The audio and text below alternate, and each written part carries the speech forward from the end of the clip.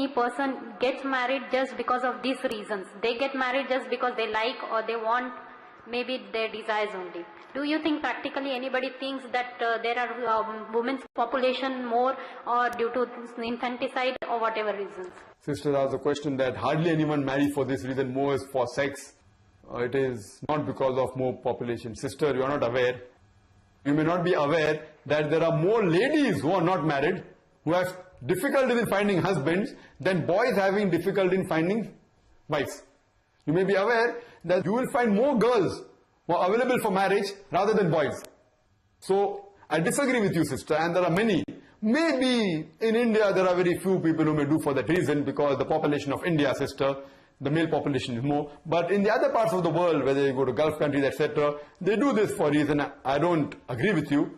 But I do agree that there are some people who even do it for other reasons. And sister, there's no harm. For example, if you marry a person, if you marry a man who's hypersexual, and there are chances that biologically he's hypersexual. So the only option there for your husband is that he either keeps you as a wife and goes out in the market and satisfies his sex, go to a public property. The option is that he either goes out in the market and satisfies his lust, or he takes another wife. Some people say, I wouldn't mind my husband going out as long as legally doesn't have a wife, because if legally has a wife, there are so many rights I have to give. This is the shallow thinking of the woman, sister.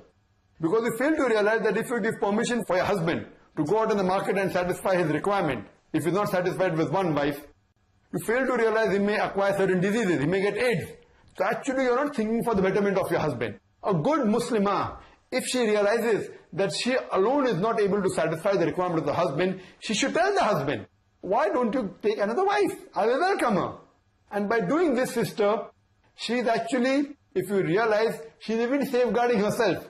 Because if your husband goes out in the market and satisfies his requirements, there are chances he'll get sexually transmitted diseases, he may get AIDS, and he may transmit it to you also. Besides causing his life in danger, you're causing even your life in danger. If there is certain biological problems or requirements of your husband, where he does require more than one life partner to satisfy his requirements, a good Muslimah will tell the husband, why don't you take another virtuous wife?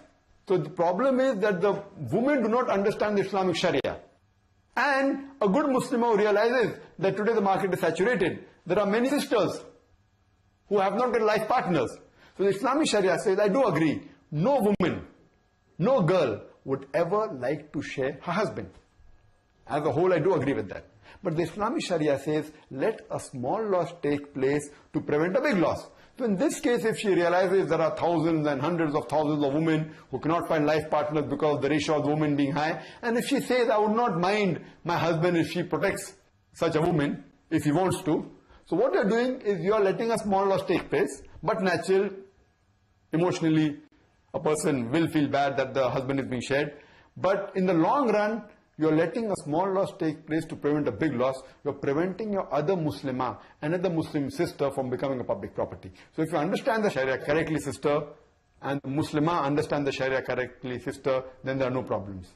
Hope that answers the question.